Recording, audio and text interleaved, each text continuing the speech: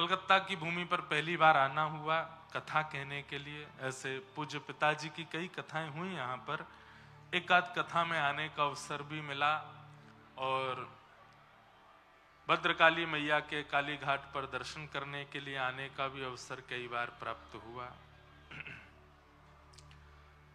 परंतु बहुत समय से योग, और हम आपको कोई बहुत बड़ा चढ़ा करके नहीं बोल रहे हैं, लेकिन पिछले 2 वर्षों से कितने लोगों की इच्छा थी कि कलकत्ता में कथा हो, और कई लोगों के मन में भाव था कि यहाँ कथा के लिए आप आओ, परंतु कहीं ना कहीं ठाकुर जी, हम लोग वो नहीं देख पाते जो ठाकुर जी देखते हैं।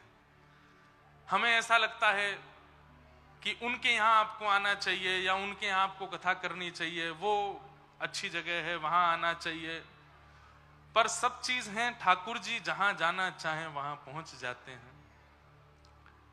आज मन में थोड़ा सा तो क्षोभ हुआ, बाहर इतने सारे वैष्णव अब भी खड़े हैं जिनको अभी तक यहाँ बैठने की व्यवस्था नहीं बन पा रही है। वास्तव में वक्ता जैसे बैठते हैं कथा में, श्रोताओं को भी वैसे ही बैठना चाहिए। सुख आसन में बैठे, मेरुदंड सीधा करके बैठे। वक्ता कथा में पानी नहीं पीते तो हम भी नहीं पिएंगे, वक्ता कथा में चाय नहीं पीते तो हम भी नहीं पिएंगे, और सबसे बड़ी बात, वक्ता फोन स्क्रॉल नहीं कर रहे कथा में बैठ के, तो हमको भी नहीं करना है। हम भी बैठ करके केवल कथा सुने। श्रीमद् भागवत की कथा जब एक स्थान पर होती है, कितने तीर्थ, कितने देव, और मैं कह रहा हूं कितने नहीं तो चलो उस स्थान के नगर देवी देवता भी आते हैं कथा में, और पूरे परिकर सब परिकर आते हैं, सब परिवार आते हैं। और किसके रूप में आते हैं?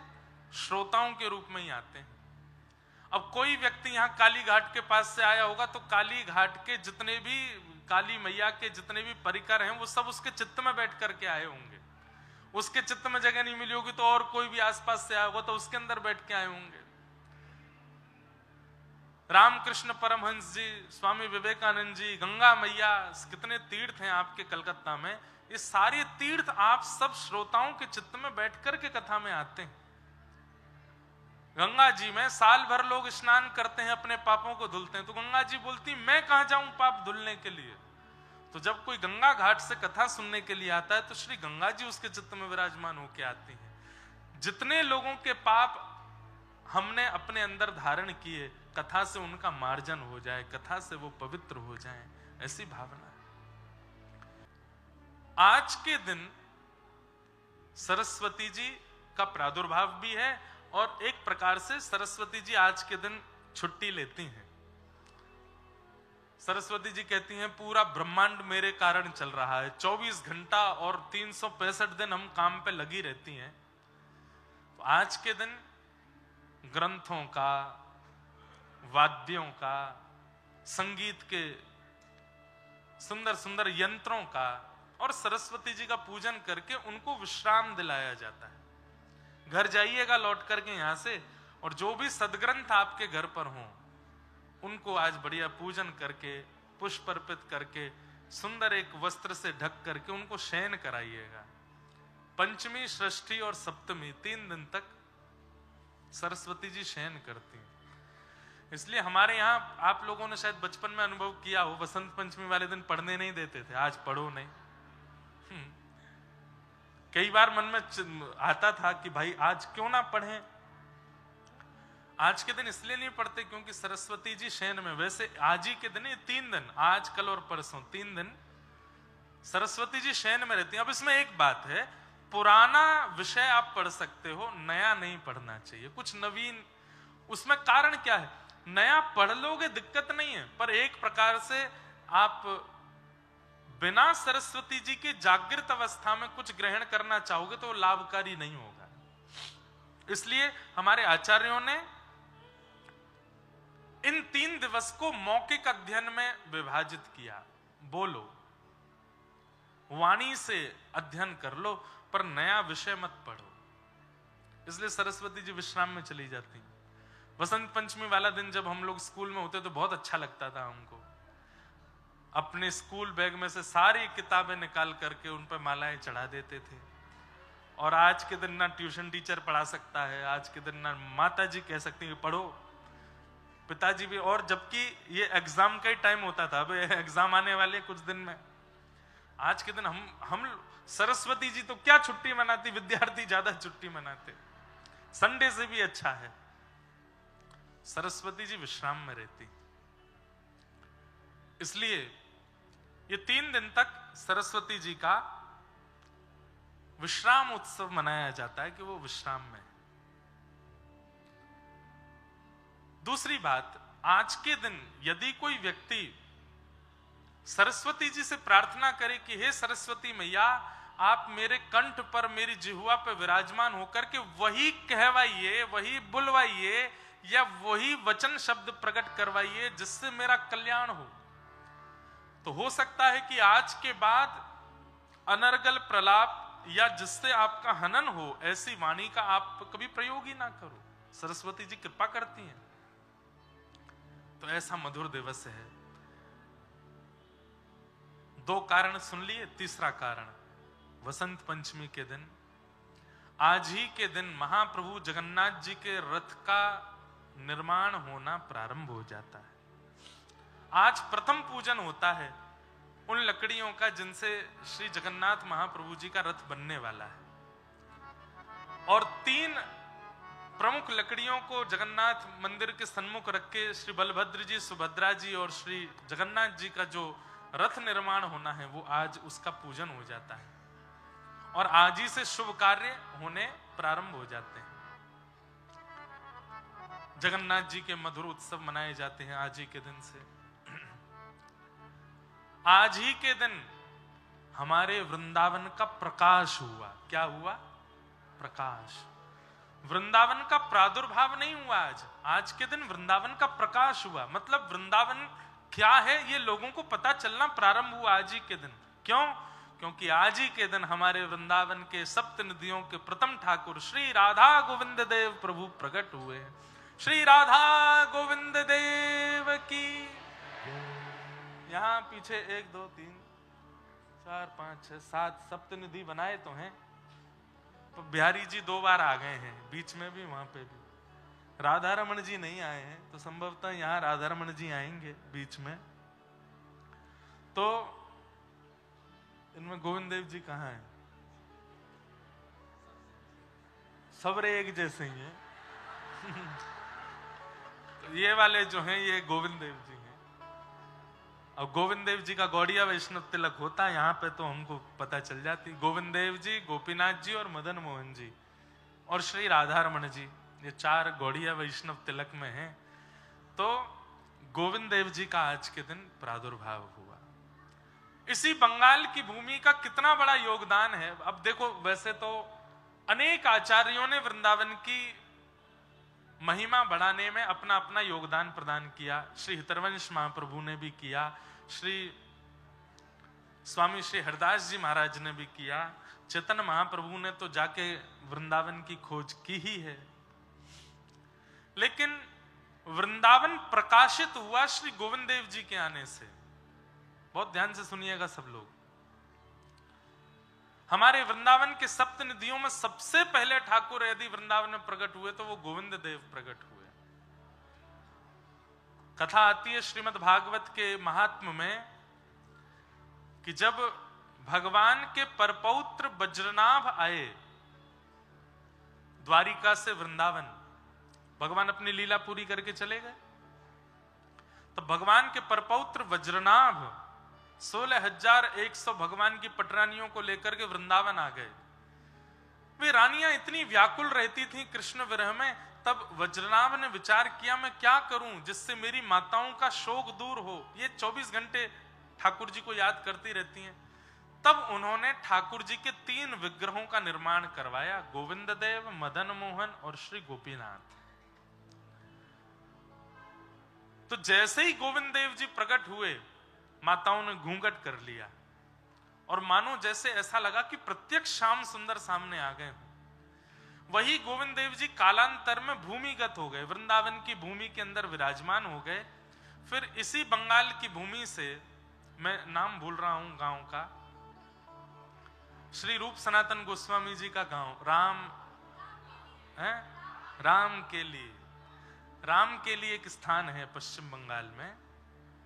वहां से श्री रूप सनातन गोस्वामी, ये दो भाई थे और बड़े कुल खानदान में जन्मे, एक राजवंश में नौकरी करते थे, लेकिन बहुत संपत्ति थी इनके पास।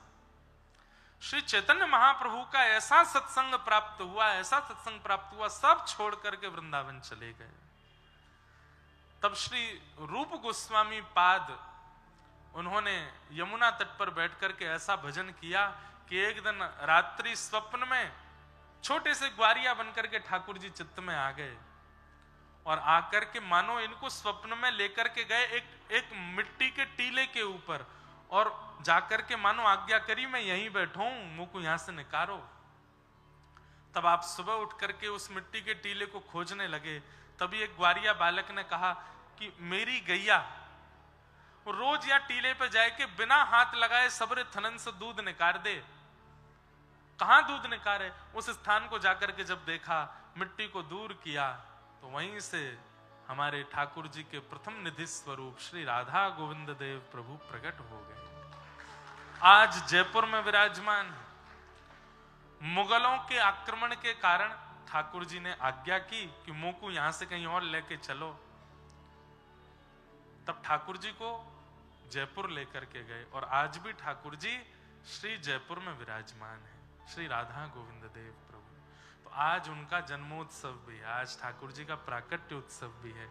इसी भाव से श्री राधा गोविंद देव प्रभु के प्राकट्य दिवस की बधाई हो, वृंदावन के प्रकाश उत्सव की बधाई हो। आज के दिन वृंदावन का प्रकाश हुआ, दसों दिशाओं में हवा की तरह बात फैल गई। अरे भैया, कहां ठाकुर जी के दर्शन हो रहे हैं? ये त्रिभंग लली श्याम सुंदर कहां हैं? तब सबने कहा वृंदावन में। तब लोग बागों ने वृंदावन ढूंढ ढूंढ के जाना शुरू किया और श्री राधा गोविंद देव प्रभु के दर्शन किए। तो आज के दिन वृंदावन का प्रकाश हुआ। वसंत पंचमी, गोविंद देव जी प्रकट हुए।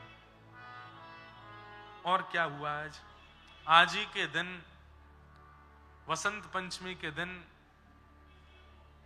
श्री चैतन्य महाप्रभु की परम भार्या विष्णु प्रिया जी का आज के दिन प्रादुर्भाव दिवस भी है। उनको भी बारंबार वंदन। अभी यहां बंगाल में आए हैं तो महाप्रभु जी की चर्चा लीलाएं थोड़ी थोड़ी होंगी कथा में, और बंगाल के जितने वैष्णवों ने वृंदावन का प्रकाश किया, वृंदावन में भजन का अद्भुत रंग जमाया, उन सबको भी हम लोग स्मरण करेंगे। श्री विष्णु प्रिया जी, उनकी भजन की ऐसी सुंदर रीति, लोग बाग माला पर नाम जपते हैं, लोग बाग माला झोली में नाम जपते हैं, आजकल काउंटर पे नाम जपते हैं। मैंने भी एक आध बार ऐसा कहा कि भाई काउंटर में क्या दिखाई देता है? संख्या। और संख्या दिखने से कभी कभी अभिमान हो जाता है कि हमने इतना नाम कर लिया। इसलिए काउंटर यूज करो, पर उस पर जो संख्या दिखने वाली जगह है वहां पे कुछ ऐसा व्हाइटनर जैसा कुछ लगाओ कि संख्या आपको दिखाई ना दे। व्यक्ति का बड़ा विचित्र स्वभाव है, पाप की गिनती नहीं करता, भजन की गिनती करता है। प्रेम की गिनती नहीं करता, प्रेम की गिनती करता है और पाप की गिनती नहीं करता। मैं सुबह उठने से लेकर के रात्रि सोने तक कितने लोगों का अपमान करता हूं, कितने अनर्गल शब्दों का प्रयोग करता हूं, कितनी गंदी भाषाएं लेता हूं, कितने मन में दुर्विचार लाता हूं, इसकी कोई गिनती नहीं है। लेकिन दिन भर में यदि 5 माला भी की तो वो भी काउंट होनी चाहिए, पता होनी चाहिए कि कितना। नहीं, काउंटर रखी है हाथ में, लेकिन जब जब क्रोध करो तब तब बटन दबाओ, जब जब किसी के साथ कुछ गलत व्यवहार करो बटन दबाओ, जब किसी का अधिकार छीनो तब बटन दबाओ, किसी के हृदय को ठेस पहुंचाओ तब बटन दबाओ। और रात्रि सोने से पहले एक बार उस काउंटर को देखो, नींद नहीं आएगी आपको रात्रि में। क्यों? इतना भजन नहीं कर रहे थे हम दिन भर में जितना हम लोग गलत कर्म करते हैं। तो काउंटर पर नाम जपना है, कोई बुराई नहीं है उसमें। श्रीमद् भागवत जी आज्ञा करती है, तस्मात् केनाप्युपायेन मनः कृष्णे निमेषयेत्, किसी भी उपाय से सही भजन बनना चाहिए, हम उसका विरोध नहीं करते। लेकिन आज जिनका प्रादुर्भाव दिवस है, ऐसी विष्णु प्रिया जी, चैतन्य महाप्रभु की अर्धांगिनी, उनकी भजन की रीति सुनेंगे तो आप लोगों के हो सकता है नेत्र सजल हो जाए। क्या करती हैं महाप्रभु जी? तो सब छोड़ करके जगन्नाथपुरी चले गए। कथा सबको पता होगी कि महाप्रभु जी तो वृंदावन जाना चाहते थे, लेकिन मां की आज्ञा थी कि वृंदावन बहुत दूर है बंगाल से, ऐसी जगह चले जाओ कि कल को अगर मेरे अंतिम समय का क्षण आवे तो तुमको आने में विलंब ना हो। जगन्नाथपुरी भी वृंदावन है, वहां चले जाओ। तो महाप्रभु जी जगन्नाथपुरी चले गए। तब उनकी पत्नी घर छोड़ करके नहीं गए, महाप्रभु जी की अनुपस्थिति में घर का ध्यान रखती हैं, उनकी मां का ध्यान रखती हैं। घर पर नित्य संत आते हैं, वैष्णव आते हैं, ब्राह्मण आते हैं, सबको प्रसाद पवाने की क्रिया करती हैं। लेकिन उनकी भजन की रीति कैसी? आज जितना अन्न घर में बनना है, और बंगाल में प्रथा है कि पूर्ण अन्न चावल है, चावल ही ज्यादा पाते हैं, दाल भात।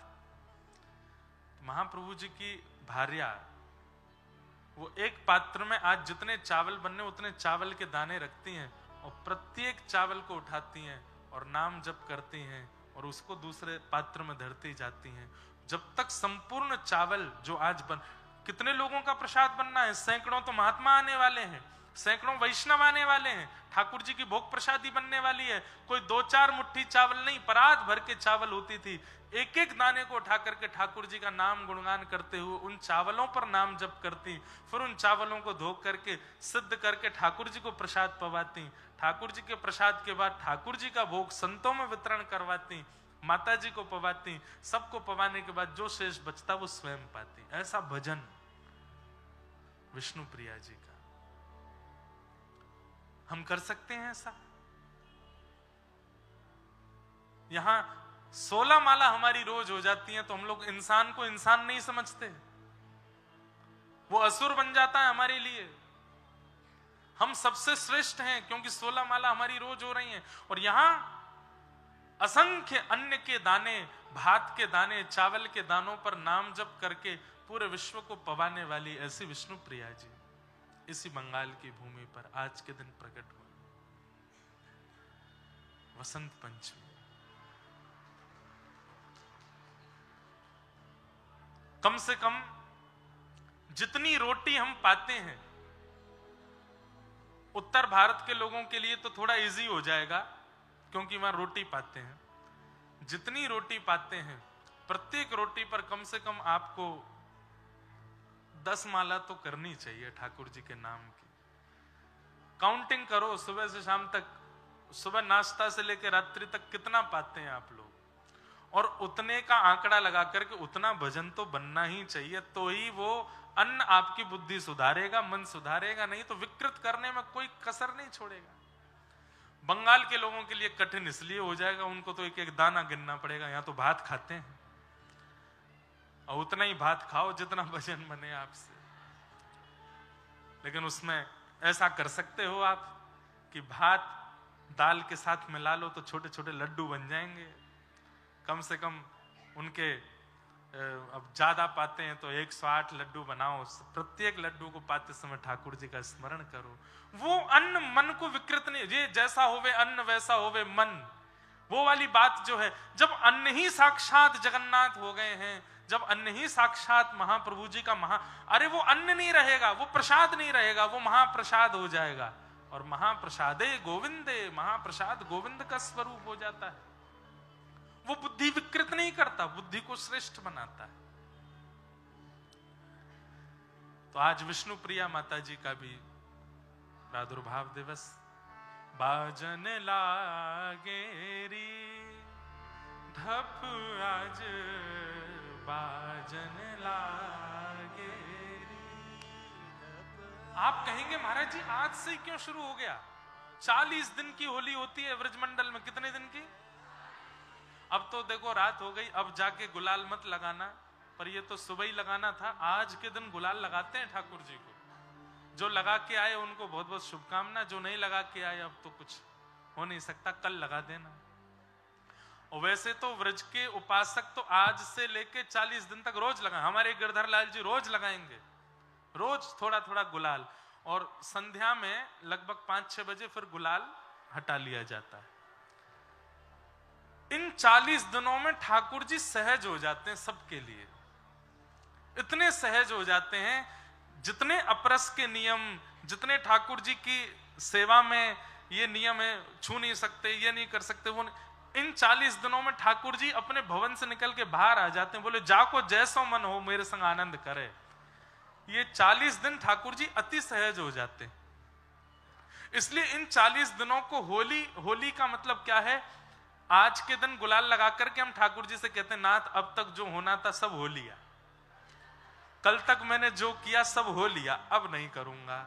और जैसे किसी को बहुत प्रसन्नता में हम पटका पहनाते हैं, पाग पहनाते हैं, ऐसे हमारे व्रज के भाव से ठाकुर जी को ऐसे रंग लगाते हैं, ठाकुर जी होली, अब तक जो होना था, आज तक मुझे संसार का होना था वो लिया, अब मैं आपका हूं। आज के दिन रंग लगा करके, और इन 40 दिनों में एक प्रकार से व्यक्ति प्रायश्चित्त करता है, अपने संपूर्ण जीवन में किए गए समस्त अपराधों का प्रायश्चित्त करता है, और हर दिन ठाकुर जी के गाल पर और चरणों में थोड़े रंग अर्पित करके कहता है कि नाथ अब तक बेरंग दुनिया को अपना बनाया, अब आपके चरणों में रंग अर्पित करके आपसे प्रार्थना करता हूं, मुझे स्वीकार करो, मुझे अंगीकार करो, अब मेरे को अपना अधिकारी बनाओ। इसलिए हमारे ब्रजमंडल में 40 दिन की होली होती है, और भी कई भाव हैं, सब भाव सुनाएंगे। 7 दिन हम यही हैं, कहीं भागे नहीं जा रहे हैं, एक एक भाव करके रोज सुनाएंगे। आज प्रथम दिन है, महात्म में प्रवेश करते हैं। सच्चिदानंद रूपाय विश्वोत्पत्त्यादि हेतवे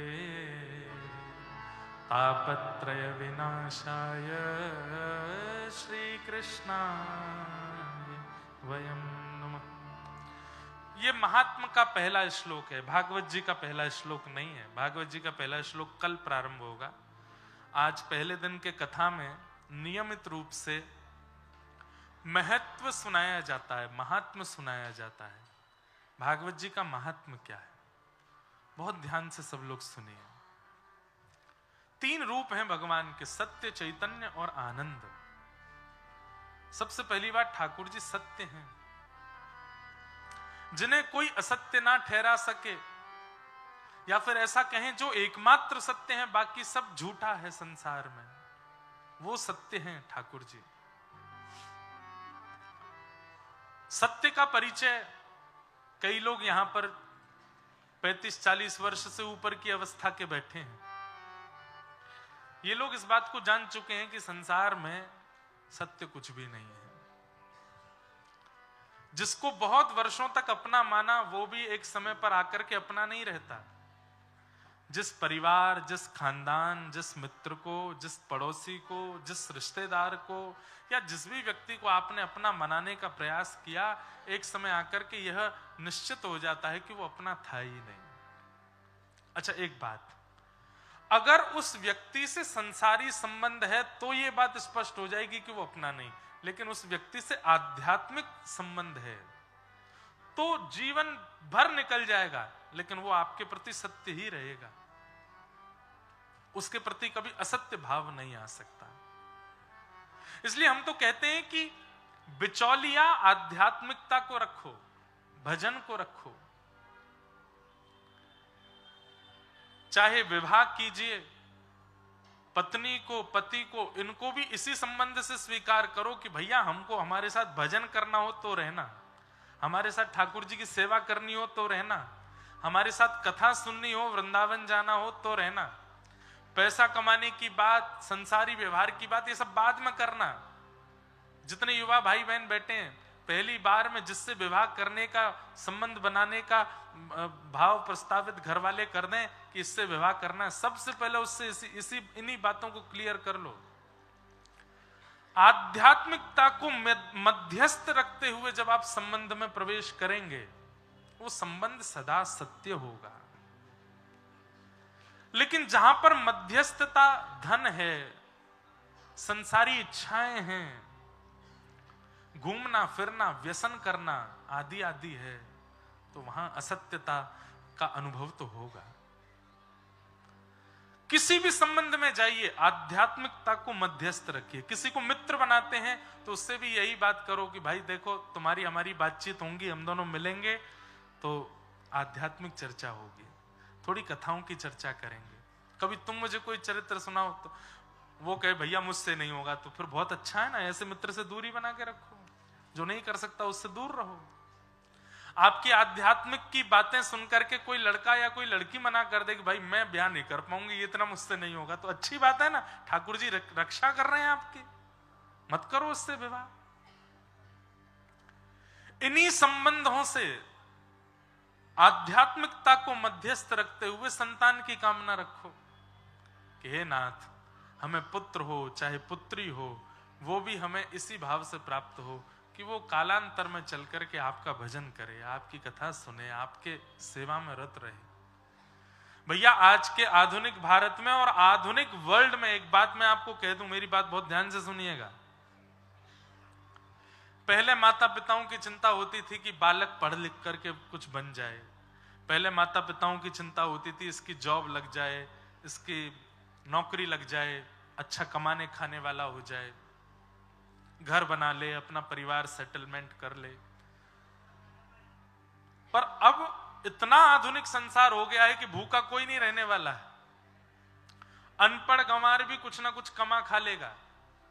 और आजकल सबसे ज्यादा कमाई तो चल रही है हेटर्स की, जो कुछ अच्छा नहीं कर रहे हैं वो कुछ ना कुछ वीडियोस बना बना करके अपने बना रहे हैं, उनके भी काम चल रहे हैं, उनकी भी बढ़िया चल रही है।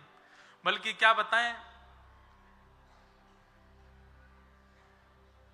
अनर्गल तरीके से अपने वीडियोस को बना के डालने वाले लोगों के घर बन गए, गाड़ियां आ गई घरों में, पढ़े लिखे नहीं है, बिल्कुल अंगूठा छाप हैं, स्कूल में एक बार भी पासिंग मार्क्स भी नहीं आए उनके, लेकिन खूब कमा रहे हैं। तो आजकल कमाई करना, घर बना लेना, एक प्रतिष्ठित हो जाना कोई बहुत बड़ी बात नहीं है, सब हो रहे हैं। लेकिन शुद्ध रहना, सात्विक होना, आध्यात्मिक होना, भक्त होना, भगवत संबंध की भावना चित्त में होना, यह होना बहुत मुश्किल हो गया है। इसलिए आजकल हमारा बालक पढ़ा लिखा बने, हमारा बालक बहुत योग्य बने, बहुत अच्छे कारोबार में आ जाए, ये इच्छा माता पिताओं की नहीं होनी चाहिए। हमारा बालक भक्त हो, संस्कारी हो, वैष्णव हो, ये इच्छा रखे। तो इन्हीं कामनाओं से अगर संतान की कामना भी की जाए तो वह भी सत्य संबंध स्थापित कर पाएंगे। बाहर जो कार्यकर्ता लगे उनसे कह दो कि भैया ने हल्ला नहीं मचा, में हाथ जोड़ के प्रार्थना कर दो।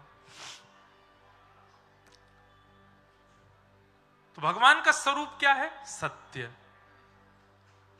दूसरा ठाकुर जी का स्वरूप है चैतन्य।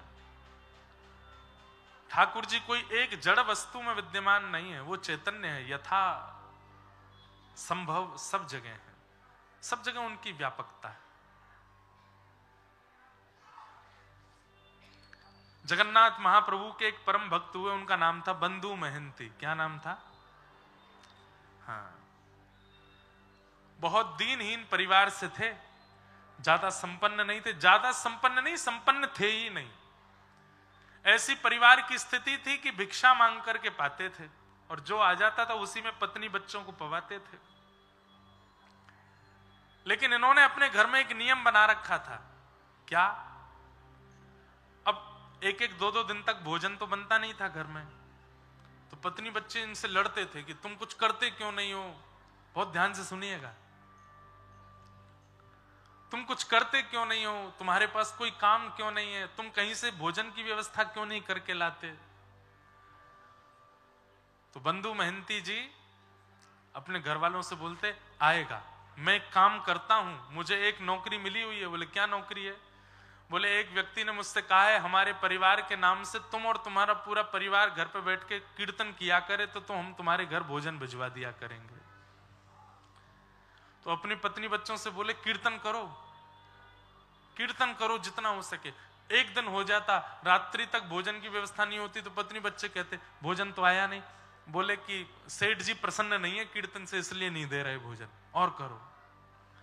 तो बच्चे भोजन के लोभ में खूब जोर जोर से मंजीरा बजा बजा के कीर्तन करते थे, और इतने में ही 2-4 दिन में किसी की दया आ जाती, किसी को वो थोड़ा बहुत राशन दे जाता, और देखा कल तुमने कीर्तन बढ़िया किया, सेठ जी ने प्रसाद भिजवा दिया, पाओ अब इसको।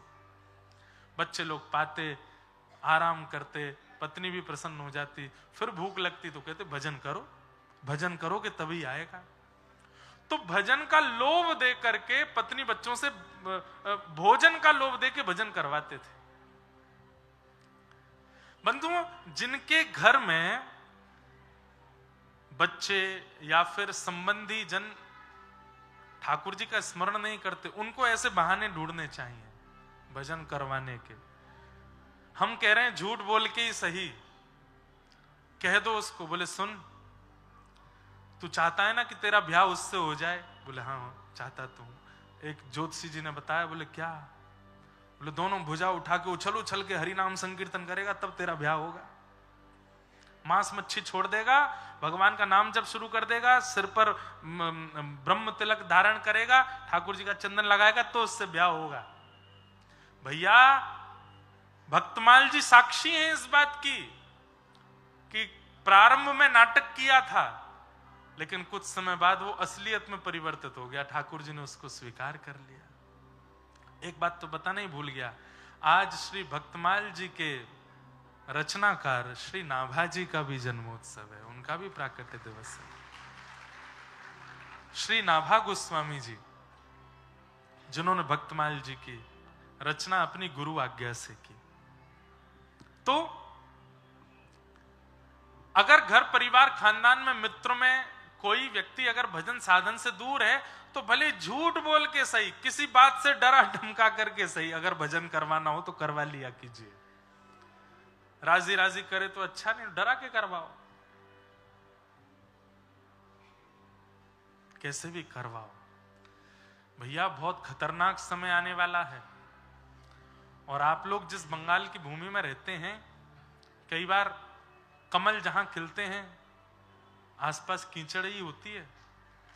भले ही नाम का प्रचार इसी भूमि से हुआ है, पूरे विश्व को नाम गाना बंगाल ने सिखाया है, पर कभी कभी बंगाल की स्थिति देख करके बहुत पीड़ा होती है चित्त में।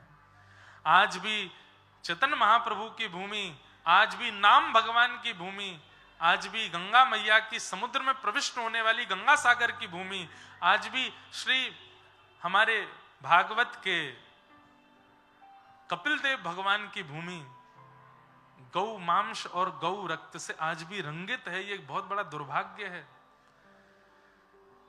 इसलिए आप जिस क्षेत्र में रहते हैं वहां पर अधर्म की श्रेणी भी बहुत ऊंची जा रही है।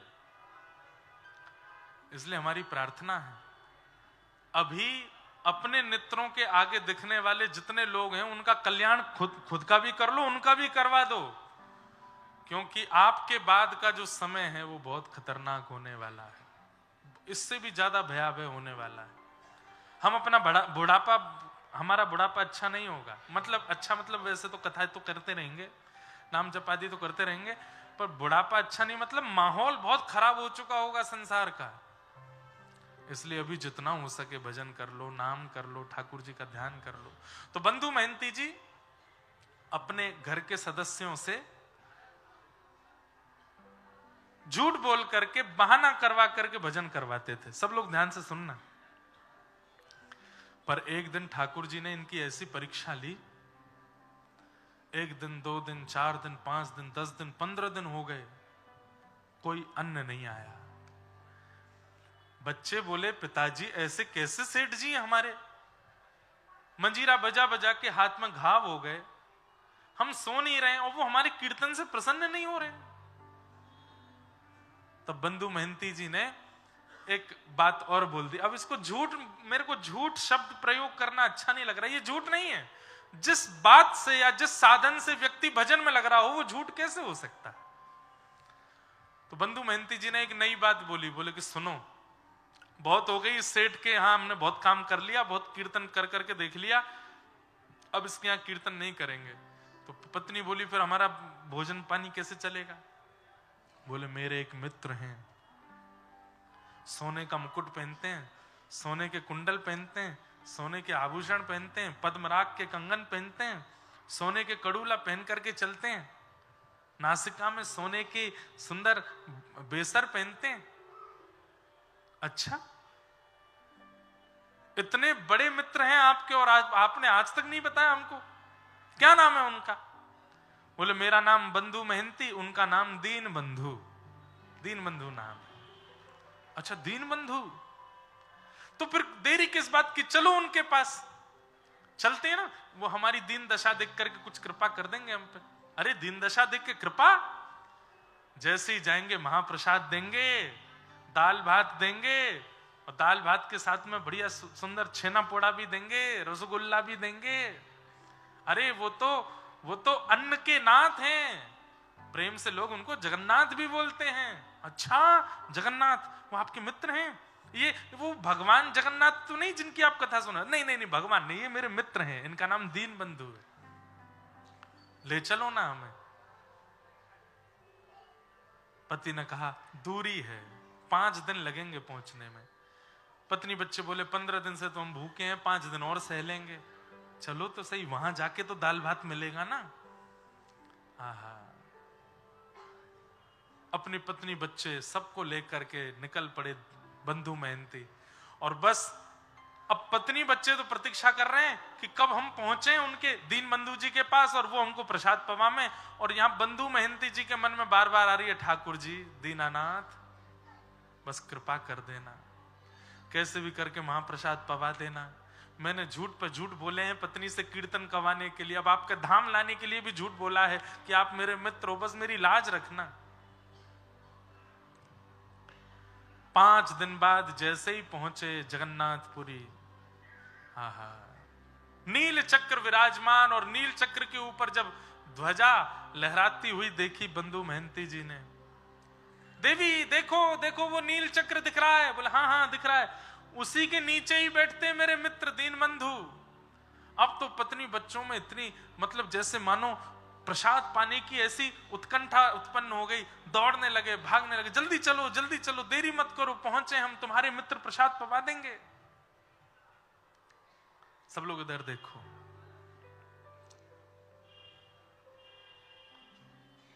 पहुंच गए।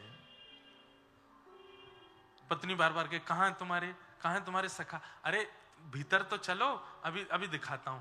सिंह द्वार से भीतर प्रवेश किया, परिक्रमा करते हुए जैसे ही अंदर पहुंचे, गरुण स्तंभ के पीछे जाकर के खड़े, हजारों की तादाद में भक्त खड़े हैं। पत्नी बोलने लगी कहां तुम्हारे मित्र? अरे देखो, मुझे देखते ही भुजा पसार करके खड़े हैं, गले मिलने के लिए देखो कैसे बुला रहे हैं, हाथ फैला करके कह रहे हैं जल्दी आओ जल्दी आओ। बीच में सुभद्रा जी वो तुमको बुला रही हैं, और बलभद्र जी बच्चों को बुला रहे, देखो सब भुजा पसार करके बुला रहे हैं, लेकिन भीड़ इतनी ज्यादा है, इतने लोग खड़े हैं सामने, कैसे जाएंगे हम उनके पास?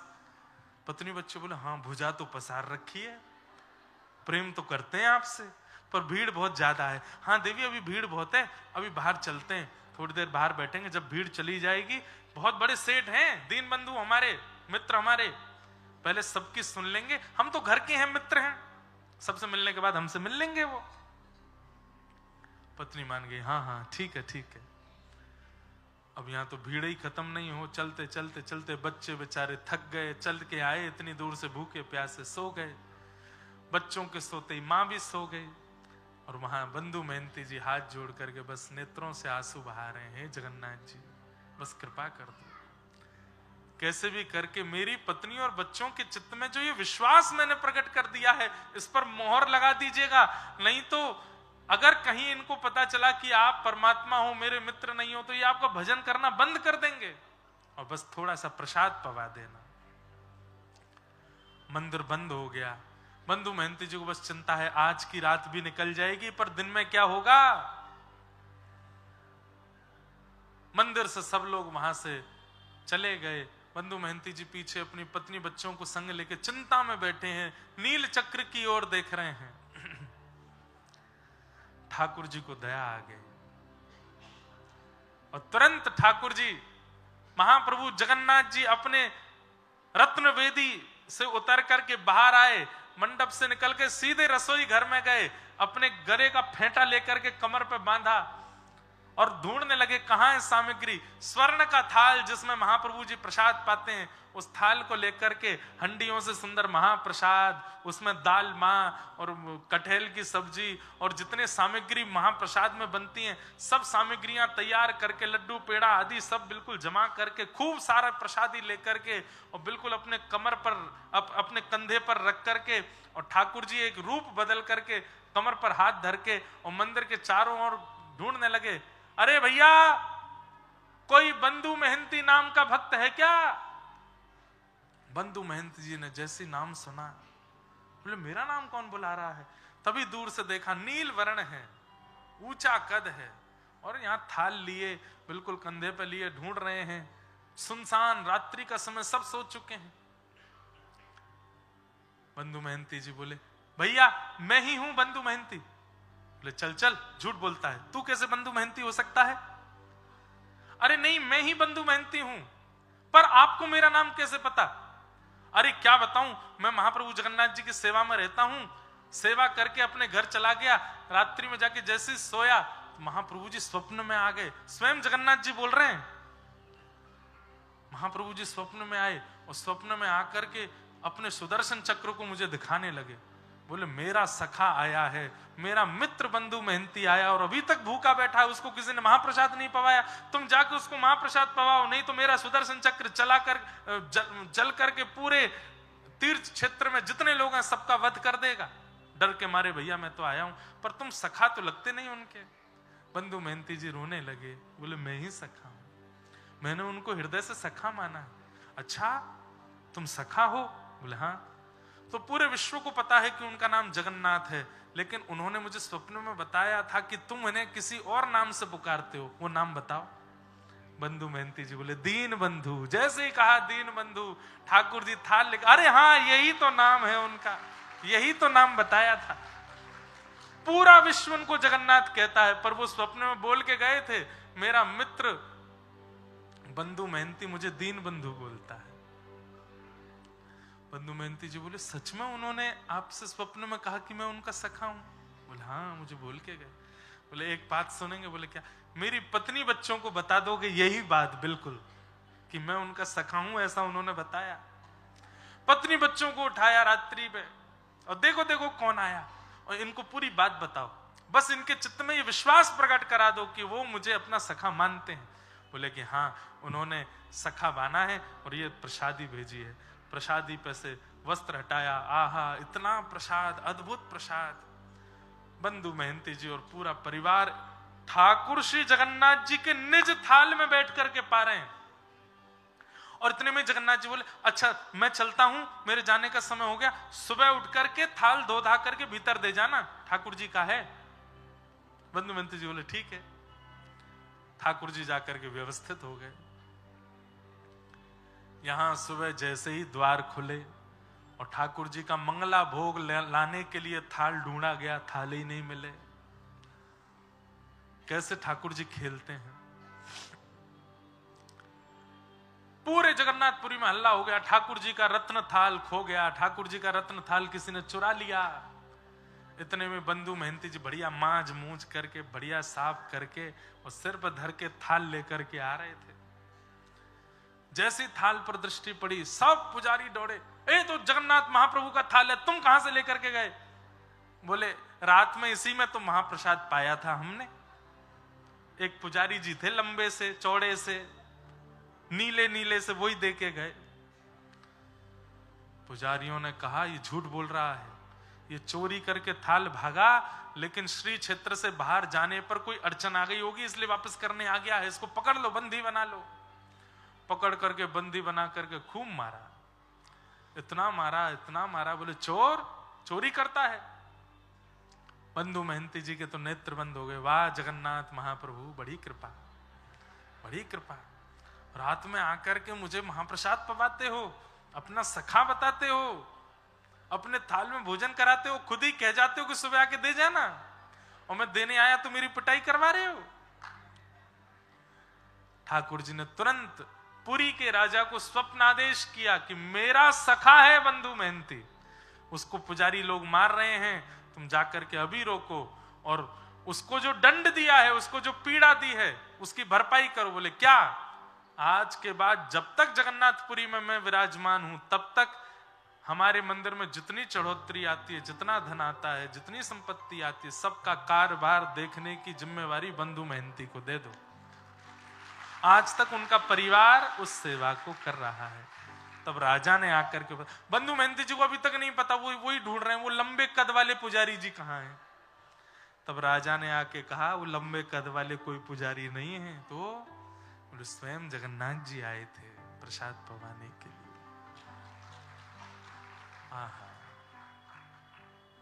ऐसे हमारे महाप्रभु जगन्नाथ जो सबका ध्यान रखते हैं। अहे नीला शैला प्रवर मतावरण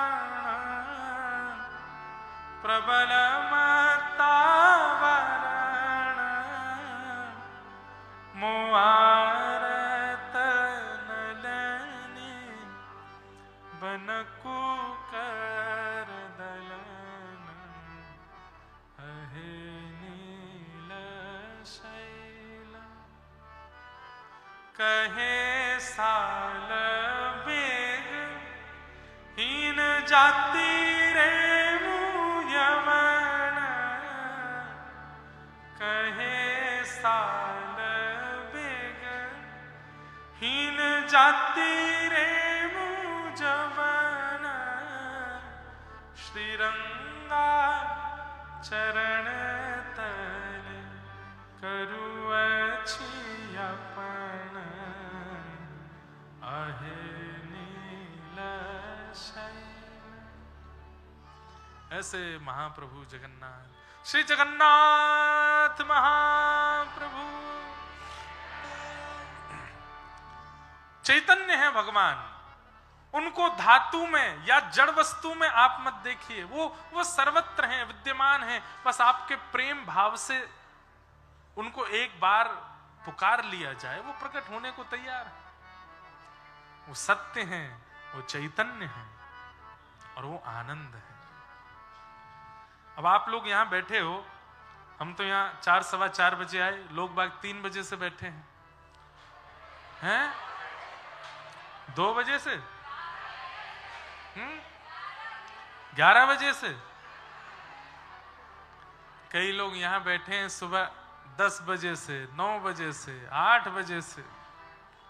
सब लोग प्रतीक्षा करके आए, पर 8 बजे आए, 10 बजे आए, 12 बजे आए, पर अपना फोन निकाल के एक बार सेल्फी लो अपनी, कितने प्रसन्न हो आप।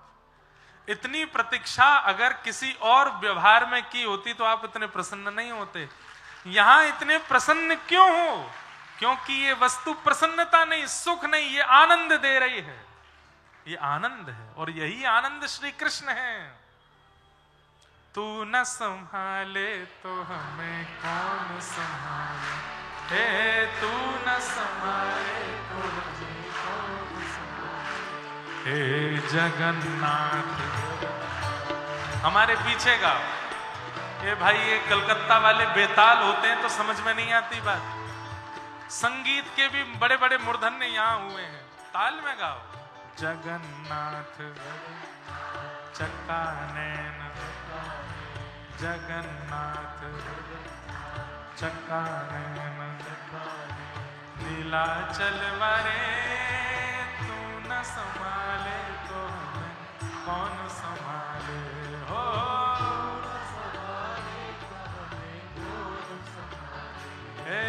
तू न संभाले तो हमें कौन संभाले, हो संभाले तो हमें कौन संभाले, हे जगन्नाथ चक्का नैन, हे जगन्नाथ हे चक्का नैन, ओ नीलाचल वारे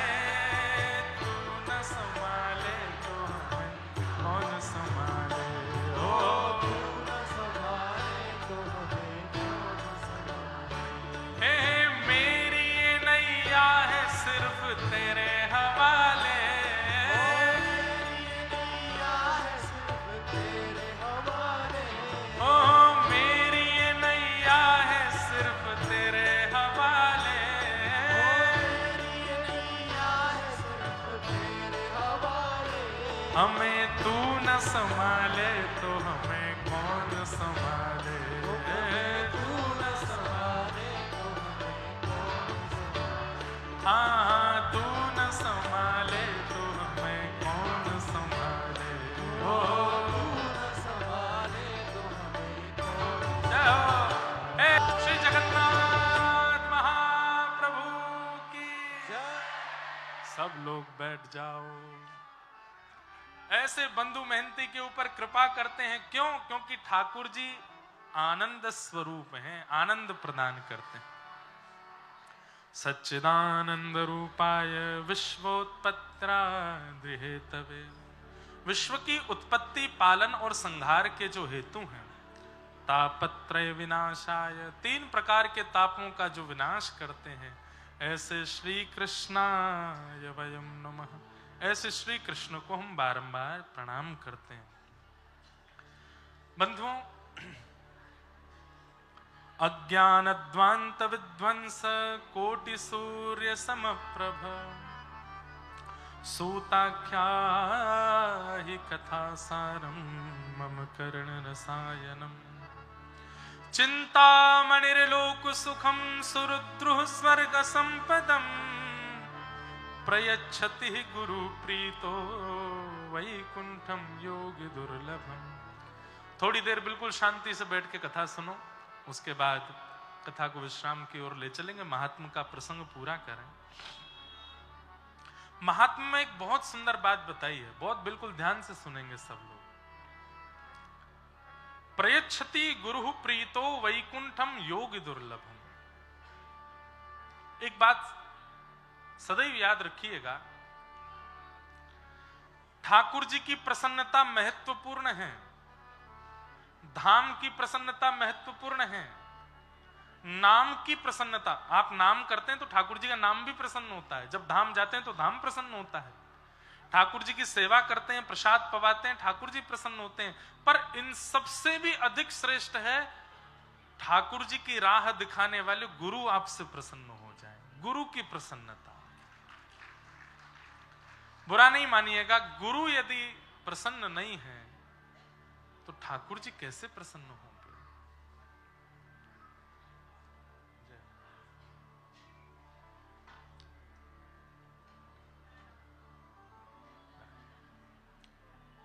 विराजो सब लोग। संत भगवान की जय। तो गुरु की प्रसन्नता बहुत महत्वपूर्ण है।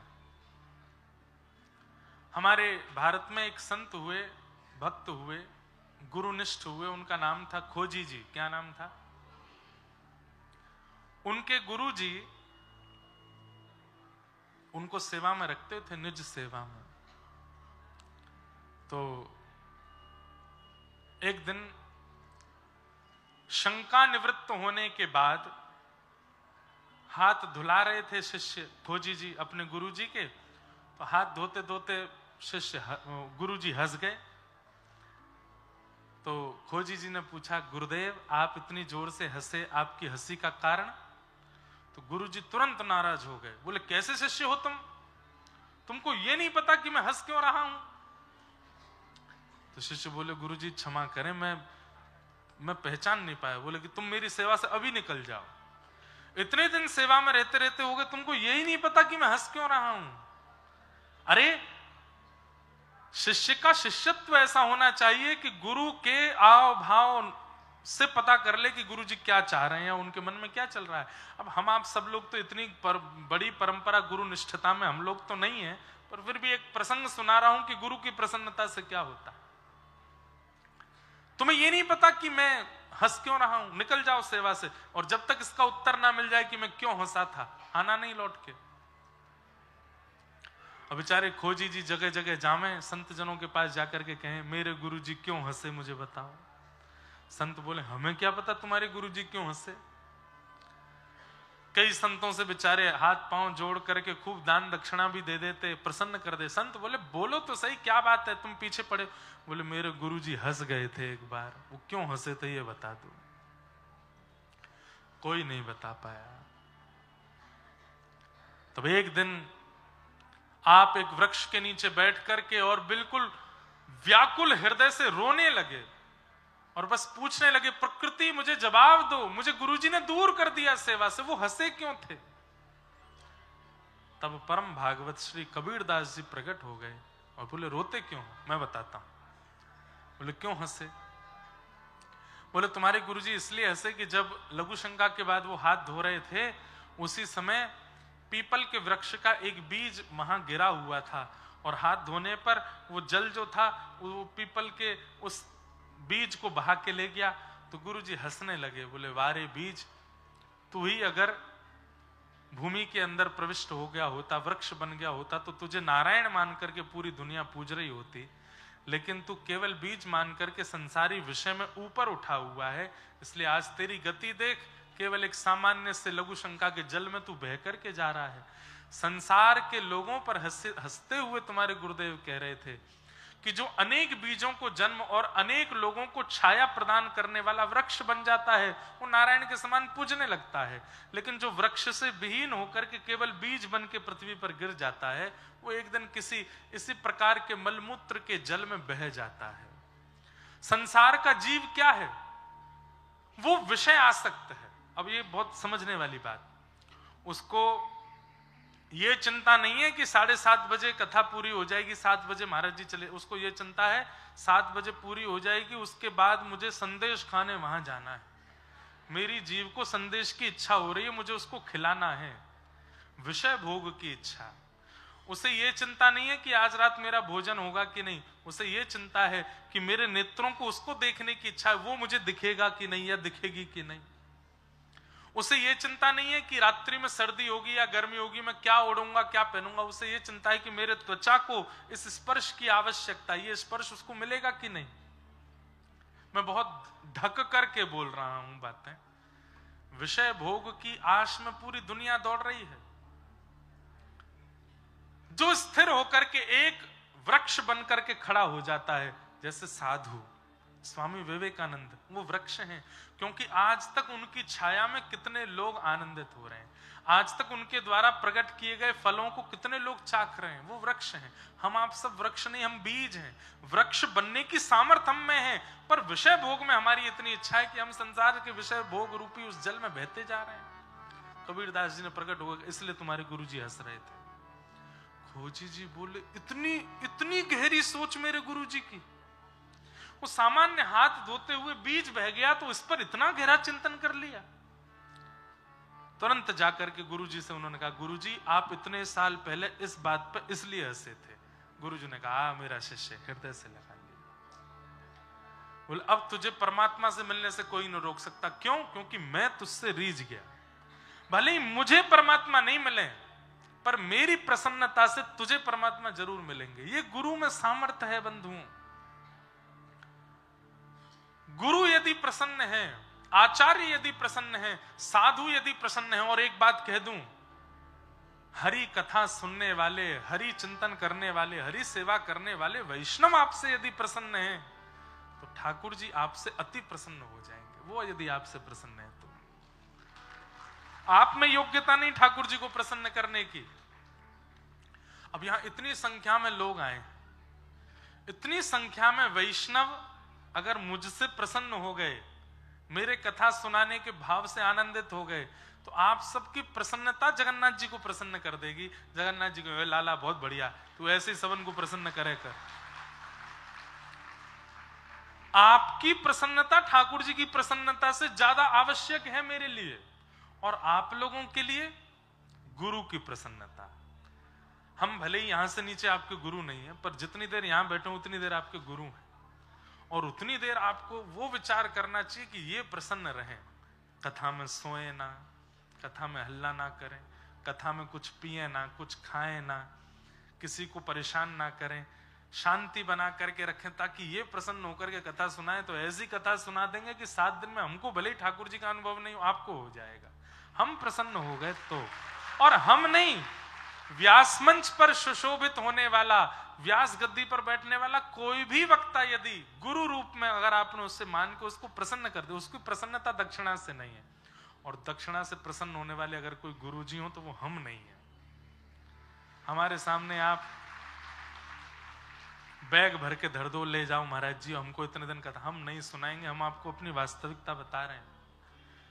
जब से लोग बाग बहुत ज्यादा आने लगे कथा में, तब से लोग ये प्रलोभ भी हमको देने लगे हैं, इतना ये ऐसे ये वाला सुना दो, ऐसा कर दो, यहाँ एक दिन के लिए आ जाओ, इतना दे देंगे। प्रसन्नता हमारी केवल इसमें है कि आप प्रसन्न होकर के, भावना में युक्त होकर के, भक्ति भाव से युक्त होकर के बस झूम करके कथा सुनो और भगवत अनुभव कर लो। आज के 8वें दिन की मैं गारंटी नहीं लेता उस दिन आपको अनुभव होगा कि नहीं, पर इन 7 दिन में अनुभव हो जाएगा। ये भागवत जी के मंच की हम गारंटी ले सकते हैं कि इसकी गारंटी है कि 7 दिन में आपको अनुभव हो जाएगा। प्रयच्छति गुरु प्रीतो वैकुंठम योग दुर्लभम। बड़े बड़े योगियों को दुर्लभ जो वैकुंठनाथ हैं, वो प्रसन्नता गुरु की प्रसन्नता से प्राप्त हो जाते हैं। 88,000 सोनकादि ऋषियों ने सूत जी महाराज से प्रश्न किया, कलिकाल में मानव कल्याण कैसे हो, इसका कोई रास्ता बताइए। तब सूत जी महाराज ने कहा, कालव्याल मुखग्रास त्रास निर्णास हेतवे श्रीमद् भागवतम शास्त्रम कलौ कीरेण भाषितम्। इस कलिकाल में व्यक्ति समय रूपी व्याल के मुंह में बैठा है। व्याल कहते हैं सर्प को। समय व्याल है, सर्प है, और उसके मुख में हम आप सब लोग ग्रास बने बैठे हैं। जैसे मुख बंद करेगा हम सबकी मृत्यु निश्चित है, कभी भी हो सकती है। लेकिन मृत्यु हो उससे पहले पहले क्या करें? बोले श्रीमद् भागवतम शास्त्रम कलौ कीरेण भाषितम। यदि भागवत जी का आश्रय लेकर के और भागवत में बताए हुए मार्ग पर वो व्यक्ति कलिकाल में चलने लग जाए तो ये काल रूपी व्याल भी उसका कुछ नहीं बिगाड़ पाएगा। भागवत जी ही एकमात्र ऐसा साधन है जिसके मार्ग पर चल के जहां बताई गई बातों को अनुकरण करके, अनुमोदन करके यदि आप अपना जीवन जीने लग जाओ तो इस कलिकाल में भी भगवत प्राप्ति संभव है। आपको हजारों प्रकल्प बताए जाएं, प्रयास बताए जाएं ठाकुर जी की प्राप्ति के, लेकिन वो श्रीमद् भागवत से अलग हैं, रामचरितमानस से अलग हैं, वाल्मीकि रामायण से अलग हैं, हमारे धर्म शास्त्रों से अलग हैं, तो उनके माध्यम से भगवत प्राप्ति निश्चित नहीं है। पर भागवत जी में बताई गई मार्ग, अच्छा इसके पीछे भी एक कारण है, बहुत ध्यान से सुनिएगा। श्रीमद् भागवत के 11 स्कंद में भगवान कहते हैं, ये वही भगवतः प्रोक्तः उपाया आत्मलब्धये। व्यास मंच पर बैठकर के व्यास जी भागवत जी के जो मार्ग बता रहे हैं मेरे भक्तों को मेरी प्राप्ति के लिए, उस पर जब आप चलने लगते हो तो ठाकुर जी की जिम्मेवारी बन जाती है कि वो आपको मिले। क्यों? क्योंकि ये मार्ग ठाकुर जी ने ही बनाया है, इस मार्ग का निर्माण ठाकुर जी ने ही किया है। ठाकुर जी वहां स्पष्ट कहते हैं, अंजह पुंसाम विदुषाम वृद्धिम भागवतान हितान। यदि मेरे बताए गए मार्ग पर व्यक्ति चलने लगे, आंख बंद करके भी चलने लगे, तो उसे मेरी प्राप्ति निश्चित होगी। तब किसी ने कहा, यदि आपके बताए गए मार्ग पर चलते चलते कोई गिर गया तो? बोले जब गिरेगा तो गिर करके भी, जब गिरेगा तो उसे उठाने के लिए भी मैं ही जाऊंगा, क्योंकि वो मेरे मार्ग पर चल रहा है। समझ में आई बात की? ऐसे ही पड़पड़ ताली बजा दी है। जैसे आप लोग एक्सप्रेस वे पे जाते हैं तो एक्सप्रेस वे पे जगह जगह टोल नंबर लिखे रहते हैं, टोल फ्री नंबर, और वहां बार बार आपसे कहा जाता है कि भैया पहली बात तो 100 से ऊपर गाड़ी मत चलाना, और बाय चांस चलाओ भी और कहीं दुर्घटनाग्रस्त हो जाओ तो ये नंबर सेव रखना, इस पर तुरंत कॉल करना, तो इमरजेंसी कार आकर के आपको तुरंत सहायता करके लेके जाएगी। ये उनकी जिम्मेवारी है। वो पहले आपको सावधान करेंगे कि इस मार्ग में इन बातों का सावधान, इन बातों की सावधानी। देखो बाहर से मैं भी डिस्टर्ब हो रहा हूं, पर मैं कथा कह रहा हूं ना, आप लोग भी सुनो, मत देखो बार बार, बहुत बढ़िया चल रहा है, मन चलने दो। एक्सप्रेसवे वालों की जिम्मेवारी है कि वहां आई हुई प्रत्येक गाड़ी सही सलामत वहां से नीचे उतरे, अपने गंतव्य पर पहुंचे। बीच में अगर वो दुर्घटनाग्रस्त होती है तो एक्सप्रेसवे के कार्यकर्ता और वहां की गाड़ियों की जिम्मेवारी बनती है कि आपको सही सलामत निकाल करके हॉस्पिटल आदि वो जो भी है लेके जाएं। हम कह रहे हैं दुर्घटना ना भी हो, पंचर हो जाए तो भी एक्सप्रेसवे वाले ही आते हैं हवा भरने के लिए, आपकी गाड़ी टो करने के लिए। ठीक वैसे ही ये ठाकुर जी का भक्ति पथ वे है, भक्ति पथ वे है। जब तक इस पे नहीं चलना शुरू करते हैं तब तक ठाकुर जी कहते हैं हमारी कोई जिम्मेवारी नहीं, तू चाहे जो कर, चाहे तुम जल तोरई खाओ। जल तोरई जानते हैं? अमी बूझते पारो ना। बंगाल के लोग बताओ, उसको भी जल तोरई बोलते हैं, जल की तोरई है। अब भक्ति पथ वे पर अगर नहीं चल रहे हो, आप चाहे जो खाओ, जो पियो, चाहे जो करो, ठाकुर जी कहते हैं खुद भुगतना, हमसे मत कहना। नरक में सब तुम्हारा हिसाब बराबर होगा, और नरक में होगा बाद में, उससे पहले दुनिया में भी होगा। दुनिया में भी कर्म तुम्हारे आएंगे। लेकिन जब भक्ति पथ पर आप चलने लगते हैं, भक्ति पथ वे पर आप चलने लगते हैं, तो ठाकुर जी की जिम्मेवारी बन जाती है कि आप गिरो ना, और कहीं गिरो तो संभालने के लिए ठाकुर जी ही आएंगे, ठाकुर जी उठाने आएंगे। बस टोल फ्री नंबर अपने पास में रखना। टोल फ्री नंबर बहुत सारे हैं। ओम नमो भगवते वासुदेवाय एक टोल फ्री नंबर, हरे कृष्ण कृष्ण कृष्ण हरे हरे, हरे राम राम राम हरे हरे दूसरा टोल फ्री नंबर।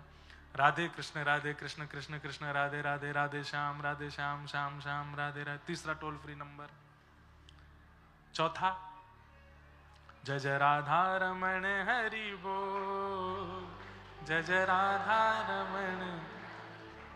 पांचवा टोल फ्री नंबर। और छठवा टोल फ्री नंबर जय जय राधा वल्लभ श्री हरिवंश, जय जय श्री वृंदावन श्री वनचंद। छठवा toll free number Shriman Narayan Narayan Narayan. सातवां टोल फ्री नंबर मैया तेरे पांव पड़ूं एक बार हरि बोल, भैया तेरे पांव पड़ूं एक बार हरि बोल हरि बोल, हरि हरि हरि बोल। आजकल एक नया टोल फ्री नंबर और आया है, जगन्नाथ चका नैन नीला चलवारे तू न समा। तो ये सारे टोल फ्री नंबर हैं इस भक्ति पथ वे के। अरे संसार के एक्सप्रेस वे में एक ही टोल फ्री नंबर होता है, वो भी इतना बिजी रहता है कि कोई उठाता ही नहीं। यहां तो इतने सारे टोल फ्री नंबर है, किसी को भी लगाते रहो कॉल, कोई तो उठेगा। और जौन सा उठ गया वहीं से भक्ति पथ मार्ग में जहां भी, पहले तो गिरोगे नहीं, और गिर भी गए होंगे तो ठाकुर जी उठाने के लिए साक्षात प्रकट हो जाएंगे। आप कहोगे महाराज जी मन से बात कर रहे हो, ये इसमें कोई सत्यता नहीं। ठाकुर जी स्वयं नवयोगेश्वर संवाद प्रारंभ होने से पूर्व 10वें स्कंद में प्रमाण रूप से इस बात को कहते हैं कि मैं अपने भक्तों को गिरने नहीं देता। नमे भक्त्या प्रणश्यति, मैं अपने भक्तों का कभी पतन नहीं होने देता। भक्त कौन है? जो भक्ति पथ वे पर चल रहा है। अच्छा, किन भक्तों का पतन नहीं होने देते? जो 3 निष्ठा तो कम से कम रखते हैं। 3 में से एक निष्ठा भी आपके पास है तो भी ठाकुर जी आपका पतन नहीं होने देंगे। 3 निष्ठा। पहली नाम निष्ठा, ठाकुर जी का नाम नित्य गाते हो। दूसरी तुलसी निष्ठा, गले में तुलसी पहनते हो। तीसरी एकादशी निष्ठा। और चौथा स्वरूप निष्ठा, रोज स्वरूप धारण करते हो, तिलक लगाते हो, चंदन लगाते हो, नित्य अपने गुरु के द्वारा प्रदत्त तिलक धारण करते हो, स्वरूप निष्ठा। ये निष्ठाएं। 5वां कथा सत्संग निष्ठा। पता चल गया कि महाराज बड़ा पार्क में कथा होने वाली है, क्या नाम है जगह का? लेक टाउन है, केप टाउन, लेक टाउन। हाँ, एक सॉल्ट लेक भी जगह है ना यहाँ पे। हाँ पास में ही एक काकुड़गाछी भी जगह है। मैं आ चुका हूँ कलकत्ता। काकुड़गाछी वाले तो बैठे हैं यहाँ पे, इनके घर पे ही रुके थे हम, पिताजी की कथा हुई थी। तो हम क्या बता रहे थे? ये वै भगवता प्रोक्ता उपाया यात्मलब्धये अंजः पुंसाम विदुषाम वृद्धि भागवतान हिताम यानास्थाय नरो राजन न प्रमादेत करहिचित। ध्यान से सुनो। धावन निमिल्यवा नेत्रेश न खलेन पते दिह। भगवान कह रहे हैं, हे राजन, मेरे द्वारा बताए गए इस भागवत मार्ग को जो व्यक्ति स्वीकार करके इस पर चलता है, और कैसे चलता है? प्रमाद किए बिना। प्रमाद किसको कहते हैं? आलस को। बिना आलस्य किए बिना जब इस मार्ग पर व्यक्ति चलना प्रारंभ करता है, तब भगवान कहते हैं धावन निमिल्यवा नेत्रे न स्खलेन पते दिह। उसका फिर कभी खलन नहीं होता, वो कभी गिरता नहीं, और कभी गिर भी जाए तो मैं उठाने के लिए आता हूं, मैं उसको बचाने के लिए आता हूं, क्योंकि मेरे मार्ग पर गिरा है। तो भैया, आपने तिलक लगा लिया, आपने कंठी पहन ली, आपने गुरु नाम ले लिया, आप कथा सुनने लगे, आप ठाकुर जी को समर्पित हो गए, तो फिर ठाकुर जी की जिम्मेवारी है कि आप गिरो ना। लेकिन इसका मतलब यह नहीं है कि जानबूझ करके गिरने वाले ही काम करो, कि ठाकुर जी की जिम्मेवारी बन गई, अब तो हम गिरेंगे, अब तो आके वो संभालेंगे हमको। जानबूझ करके अगर गिरने का प्रयास करोगे तो ठाकुर जी और जोर से गिरेंगे, ले और गिर। जानबूझ के गिर रहा है। अब भाई, जब कह रखा है कि स्पीड लिमिट 120 है, तुम जानबूझ के वहां पे 170-80 पहुंचा रहे हो, तो फिर ठाकुर जी कहेंगे अब ये इतनी अनीति करोगे तो फिर क्या होगा। इसलिए भैया, इस भक्ति मार्ग पर भागवत जी की जो कथा है, ये कलिकाल में बहुत बड़ा साधन है भगवत प्राप्ति का। बस इसका पालन करो। नारद जी महाराज ने सनत कुमारों से पूछा, भक्ति ज्ञान वैराग्य के युवावस्था पुनः प्राप्त हो, इसके लिए कोई साधन बताइए, क्योंकि ज्ञान वैराग्य वृद्ध हो गए हैं। तब उन्होंने भी 5 यज्ञ बताए, और उन 5 यज्ञों में सबसे श्रेष्ठ यज्ञ यही है। द्रव्य यज्ञास्तपो यज्ञ योग यज्ञस्तथा परे स्वाध्याय ज्ञान यज्ञश्च ते तु कर्म विसूचका। 5 प्रकार के यज्ञ हैं। तप यज्ञ, योग यज्ञ, स्वाध्याय यज्ञ, ज्ञान यज्ञ, स्वाध्याय यज्ञ और ज्ञान यज्ञ। इनमें सबसे बड़ा यज्ञ यदि कोई है तो वो ज्ञान यज्ञ, जो हम आप सब लोग कर रहे हैं। बोले, इस ज्ञान यज्ञ के मार्ग पर चल करके व्यक्ति को भगवत प्राप्ति और ज्ञान वैराग्य की प्राप्ति संभव है। तब सनत कुमारों से नारद जी ने प्रार्थना की, आप ही आइए और इस कथा का सार सुनाइए। तब आनंद नाम के वन में सनक सनंदन सनत कुमार वक्ता बन करके आए, और सब देवी देवता आपकी तरह श्रोता बन करके आए, और तभी वहां भक्ति महारानी का आगमन हुआ। भक्ति सुतौ तौ तरणौ गृहीत्वा प्रेमैक रूपा सहसा विरासीत्। श्री कृष्ण गोविंद हरे मुरारे नाथेति नामानि मुहुः वदन्ति। श्री कृष्ण गोविंद हरे मुरारे, हे नाथ नारायण वासुदेव, यही कीर्तन करते हुए भक्ति महारानी वहां प्रकट हो गई। उसके पुत्र ज्ञान और वैराग्य भी युवा हो गए। बंधुओं, देखो, भक्ति हम सबके चित्त में है, भक्ति हम सबके चित्त में है, पर ज्ञान और वैराग्य कहीं ना कहीं इनका अभाव है। अब बंगाल में भी कई लोग, नौ दुर्गा में क्या सुंदर यहाँ पूजा होते हैं, देवियों के पंडाल बनते हैं, सब कुछ होता है, पर कहीं ना कहीं अब यहाँ की लोग बाग ये कह सकते हैं हमारी आस्था को ठेस पहुंचा रहे हैं, पर यह बात बिल्कुल सत्य है कि जीव हिंसा से कभी कोई मां प्रसन्न नहीं होती। कुपुत्रो जायेत क्वचिदपि कुमाता न भवति हम कुपुत्र हो सकते हैं, पर मां कभी कुमाता नहीं होती। मां को कभी कभी किसी जीव की हिंसा या किसी जीव का बलिदान प्रिय नहीं है, नहीं है, नहीं है। वो मां है।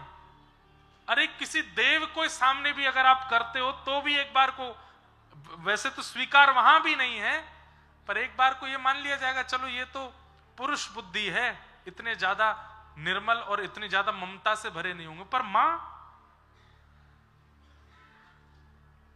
अभी मैं कुछ दिन पहले बड़ोदरा में कथा कर रहा था, तो वहां एक गुजराती काव्य मुझे सुनाया गया, मुझे वो पूरा याद नहीं है, पर उस काव्य में ये बात थी कि ब्रह्मांड में हजारों अक्षर हैं। आज ही के दिन अक्षरों का प्रादुर्भाव हुआ, वसंत पंचमी के दिन, लेकिन इन हजारों अक्षरों में यदि मां शब्द हटा दिया जाए तो बाकी के अक्षरों की कोई वैल्यू नहीं रह जाती।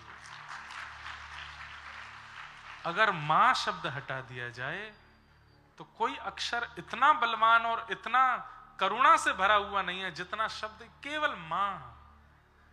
कितनी करुणा भरी है इस शब्द में, इस अक्षर में। शब्द भी नहीं है, अक्षर है मां। और उस मां अक्षर में यदि हम आप सब लोग इस प्रकार की दुर्भावना या जो भी कहो ऐसा करते हैं, मां को प्रसन्नता नहीं होती होगी। तो भक्ति तो है कि आप मां के सामने जा रहे हो, पंडाल बनवा रहे हो, 9 दिन तक व्रत कर रहे हो, पर ज्ञान और वैराग्य कहीं ना कहीं सूक्ष्म है, इसलिए हिंसा का रूप ले लेते हैं अंत में आते आते। उन ज्ञान और वैराग्य को पुष्ट यदि कोई करता है तो वो श्रीमद् भागवत की कथा करती है। ज्ञान और वैराग्य इतने पुष्ट तो होने चाहिए कि भक्ति की आड़ में हम कहीं कोई अनर्थ ना कर रहे हों, हम कहीं अधर्म ना कर रहे हों। तो ज्ञान और वैराग्य भक्ति से पुष्ट हुए, जैसे ही कथा में आए पुष्ट हो गए। तीनों की पुष्टता देख करके नारद जी प्रसन्न हो गए। नारद जी ने पूछा, महाराज इस कथा को सुनने से कौन कौन से जीव पवित्र होते हैं? बोले सब पवित्र होते हैं। तो बोले क्या माता पिता के साथ द्रोह करने वाले बालक भी कथा सुनने से पवित्र होते हैं? तब यहां पर गोकर्ण गीता सुनाई गई। एक आत्मदेव नाम के ब्राह्मण थे, उनके संतान नहीं थी, आत्महत्या करने के लिए जाने लगे। तो एक संत ने समझाया, बोले कि संतान नहीं है तो अच्छी बात है, ठाकुर जी की कृपा से पति पत्नी हो, दोनों भजन करो, ठाकुर जी ने तुमको और कोई जिम्मेवारी नहीं दी। बंधुओं, हमें ऐसा लगता है कि हम धनवान हो गए, ठाकुर जी हम पे बड़े प्रसन्न हैं, हमारा घर बन गया, ठाकुर जी हम पे बड़े प्रसन्न हैं, 10 गाड़ियां आ गई, ठाकुर जी हम पे बड़े प्रसन्न हैं, हमारे बच्चों के बच्चों फुलवारी बढ़ती जा रही है, ठाकुर जी हमसे। नहीं, ठाकुर जी ने इतनी जिम्मेवारी दे दी, इतना व्यस्त कर दिया संसार में कि भजन ही नहीं कर पा रहे हो। इतनी चिंताएं दे दी हैं, ले इतनों तो पे भार डाल दूंगा, तो को लगेगा कि मैं प्रसन्न हूं, लेकिन मैं तो को इतने घेरा में घेर दूंगा कि तुम मुंह को याद ही नहीं कर पाएगा।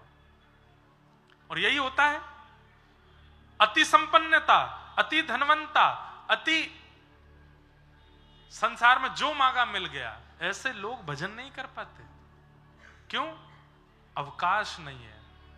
अवकाश तो तब होगा जब सामान कम होगा। इतना सामान लेकर के जीवन के राह पर चलोगे तो फिर अवकाश कैसे मिले?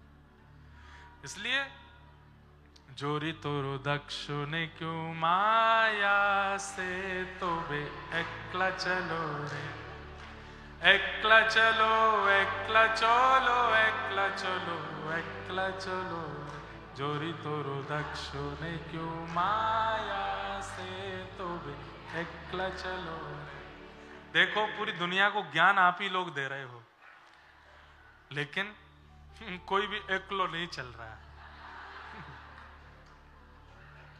एक सूत्र बता रहे हैं, सुन लीजिए ध्यान से।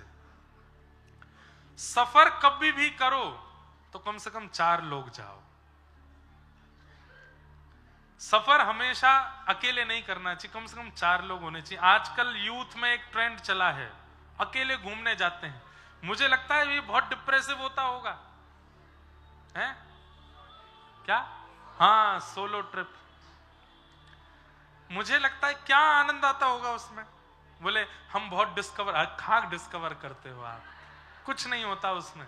नए नए लोगों को साथी बनाते हैं, उनसे बात करते हैं, बैठते हैं, पता नहीं, मुझे नहीं लगता कि इसमें कुछ डिस्कवर होता होगा। सफर पर हमेशा 4 लोग जाओ, भोजन में हमेशा 3 लोग बैठो। जब भी कहीं भोजन करने जाओ कम से कम 3 लोग जाओ। एक व्यक्ति प्रसन्न, आए वाद क्या बढ़िया है, दूसरा नाक मुंह ने ये वाला बढ़िया नहीं है, ये मंगाओ, और तीसरे के सीताराम, वो तो जो मंगाते जाओ, खाने से मतलब है उसको। अच्छा है, बुरा है, भला है, तुम तो बस देते जाओ, मंगाते, ऑर्डर पे ऑर्डर करते जाओ, अपने को खाने से मतलब। ये मना कर रहा है, ये हाँ कर रहा है, दोनों की लड़ाई में मेरे को तो पेट भरना है। 3 लोग जाओ भोजन में, सफर पे 4 लोग, भोजन में 3 लोग, और अध्ययन में 2 लोग, पढ़ाई में 2 लोग रहने चाहिए। दोनों एक दूसरे से कंपटीशन रखें थोड़ा, ये चल यहां तक याद कर, फिर मैं तुझसे सुनूंगा, बोले तू मुझसे सुन, फिर मैं भी तुझसे सुनूंगा, तू वहां तक याद कर। दोनों में एक कंपटीशन हो, पढ़ाई में 2 लोग, और भजन में एकला चलो रे, भजन में अकेले, भजन में एकांत। अब बुआ जी का बेटा तू भी बैठ, नाम जप करेंगे, ए चाचा जी तुम भी आओ यहाँ बैठो, मामा का लाला तू भी आ जा, तो भजन नहीं होगा, फिर उपद्रव होगा वहां पर, ऊधम मचाओगे फिर। फिर इशारेबाजी चली, तेरी कितनी माला हो गई, तू क्या कर रहा है, नहीं। और मैं कहता हूं भले ही कथा में भी परिवार के सहित आए हो, लेकिन कथा प्रारंभ होते ही भूल जाओ कौन संग आया, अपने लिए सुनो कथा। मुझे परिवर्तित होना है इससे, मुझे सीख के जाना है, एकला चलो रे। तो जितना कम सामान उतना सफर आसान। ठाकुर जी ने अगर संसार की हर व्यवस्था आपको दी है, तो अगर आप दूसरे नजरिए से देखोगे तो ठाकुर जी ने भजन के लिए अवकाश ही नहीं छोड़ा आपके लिए। सब जगह से इतना घेर लिया आपको कि आप उनकी व्यस्तता के बीच में भजन कर ही नहीं पा रहे हो। और बुरा नहीं मानिएगा, ये सुबह उठ करके मंदिर जाने वाले लोग जो कहते हैं हम सुबह उठ के रोज मंदिर जाते हैं आरती, ये भजन नहीं है, ये भजन नहीं है। आप संसार की व्यस्तता में से ठाकुर जी के लिए समय निकालते हो, ये भजन नहीं है। ठाकुर जी में इतने व्यस्त रहते हो कि संसार के लिए समय निकालना पड़ता है, ये भजन कहलाता है। हम तो भैया पूरे दिन ठाकुर जी में ही व्यस्त रहते हैं, ये बात, इसको भजन कहते हैं। कोई कहे हमारे बेटे का जन्मदिन आना, ठीक है बनाता हूं, क्या घर में ही तो, अरे नहीं, सुबह की सेवा, दोपहर में फिर हमारा नाम जप, संध्या में हमारी कथा अध्ययन, रात्रि में फिर प्रवचन सुनना, भाई बहुत व्यस्तता। ठाकुर जी में व्यस्त रहते हैं। अभी हम संसार में व्यस्त हैं और संसार से ठाकुर जी के लिए समय निकालते हैं। भक्ति पथिक ठाकुर जी में व्यस्त रहता है, वो कभी कभी संसार के लिए समय निकालता है। तो अच्छा है कि ठाकुर जी ने भार कम दिया, एकला चलो रे। लेकिन आत्मदेव जी नहीं समझे, बोले नहीं मुझे तो संतान चाहिए। संत के चरणों में इतने व्याकुल हो गए कि संत ने व्याकुलता देख नहीं पाए। संत हृदय नवनीत समाना एक फल दे दिया, जाओ अपनी पत्नी को खिला देना और 1 वर्ष तक उसको कहना सत्य बोले, पवित्रता का ध्यान रखे, दान करे और एक समय भोजन करे, अपने शत्रु के प्रति भी शत्रुता ना रखे, उस पर भी दया करे, 5 दिन तक बहुजल्पिक ना रहे, कम बोले। तुम्हारे पत्नी के गर्भ से वैसे तो संतान होने की संभावना नहीं, पर मैंने अपने भजन का फल दिया है, एक पुत्र होगा, जाओ। बंधु एक बात कहूं, कभी कोई सिद्ध मिल भी जाए ना, उससे संसार मत मांगना, क्योंकि उसकी सिद्धि आपको संसार दे तो देगी और वो कुछ दिन का सुख भी दे देगी, लेकिन वही सिद्धि से मिली हुई संसार की वस्तु कुछ समय बीत जाने के बाद बहुत कष्ट देगी। इसलिए कभी किसी साधु से, कभी किसी भजनानंदी से, कभी किसी सिद्ध से संसार मत मांगना। क्यों? क्योंकि उसने सिद्धि प्राप्त की भजन से, और उसके भजन के बल पर अगर संसार की वस्तु आप मांग लोगे तो कुछ दिन तो सुख मिलेगा, पर वही वस्तु फिर कष्ट देगी कुछ समय बाद। इसलिए सिद्ध कोई मिले, भजनानंदी कोई मिले, महापुरुष कोई मिले, तो उससे तो केवल भजन का बल मांगो कि हमें भजन का बल दो। बाकी संसार में जो मिलना है मैं खुद प्रारब्ध से कमा लूंगा। आपके आशीर्वाद से मुझे प्रारब्ध नहीं चाहिए कि मेरा घर बने, मुझे गाड़ी मिले, मेरे बच्चे का ब्याह हो, ये हो वो हो। भजन से ये सब नहीं मांगना है। भजन के बदले, सिद्धों के बदले तो ठाकुर जी के भजन का बल मांगो। कभी वृंदावन के रसिकों के पास जाओ तो चरणों में प्रणाम करके केवल यही कहो कि आप कृपा करके जैसे आपका भजन बना वैसे हमारा भी बने, ये कृपा कर दो। हमारे चित्त से कभी ठाकुर जी की विस्मृति ना हो, ये कृपा करो। ऐसे वरदान मांगने चाहिए संतों से, भक्तों से, रसिकों से।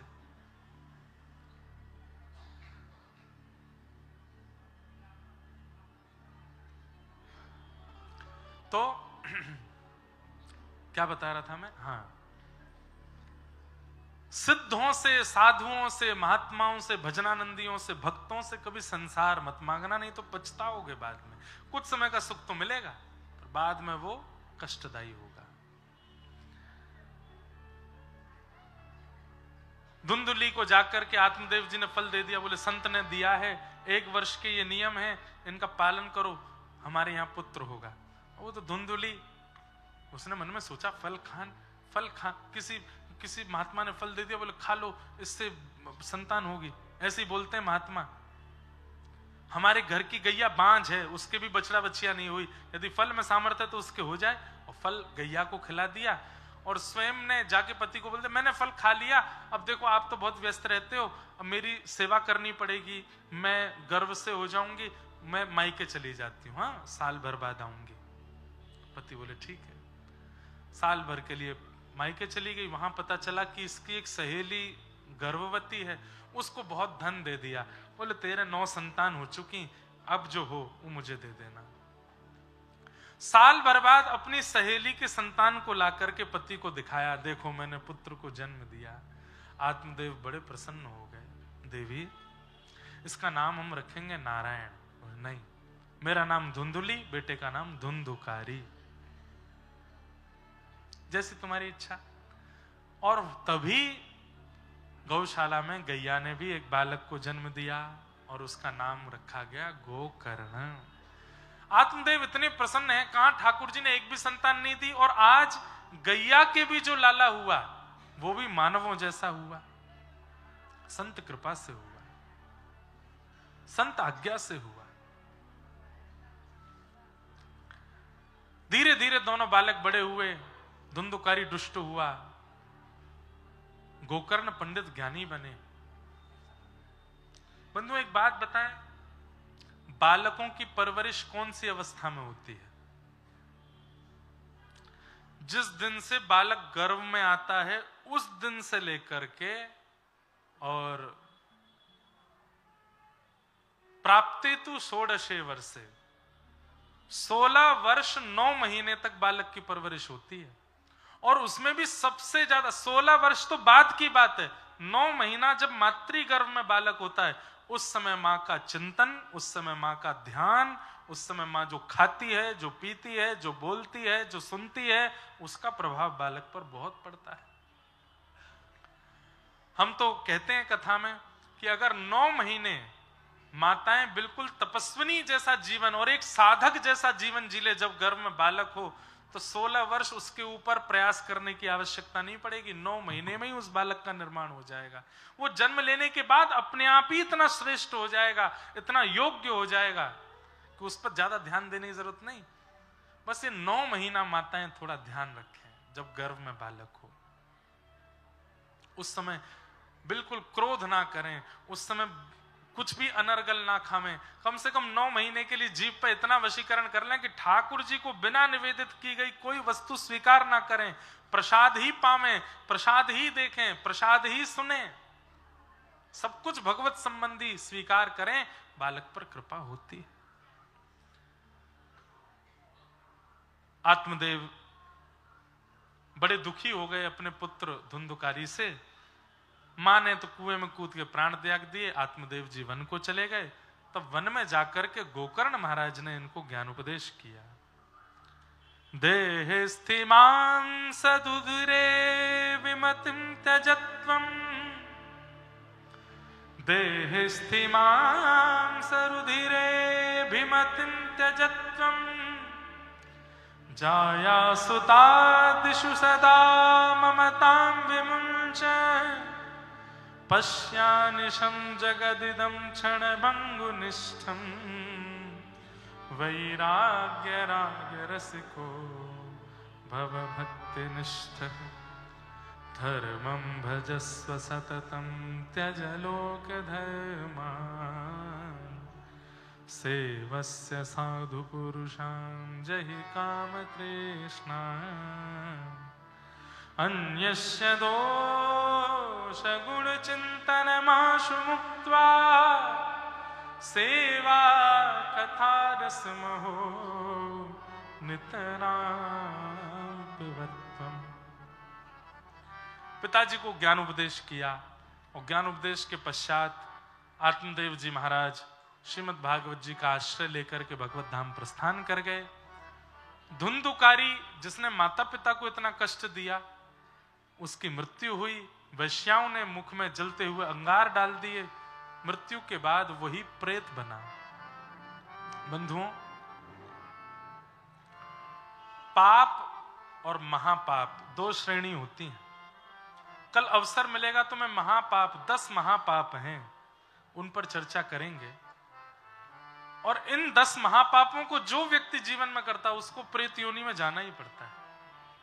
नरक से भी ज्यादा कष्टदायी यदि कुछ है तो वो महापाप की प्रेत योनि है।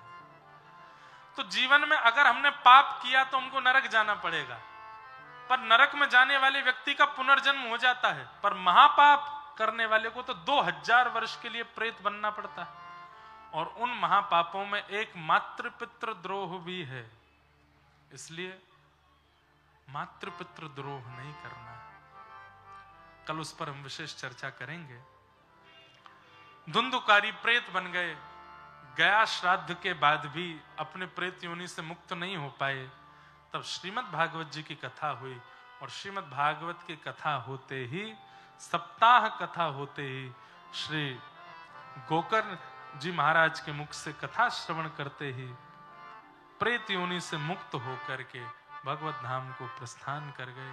बोलो भागवत महापुराण की जय।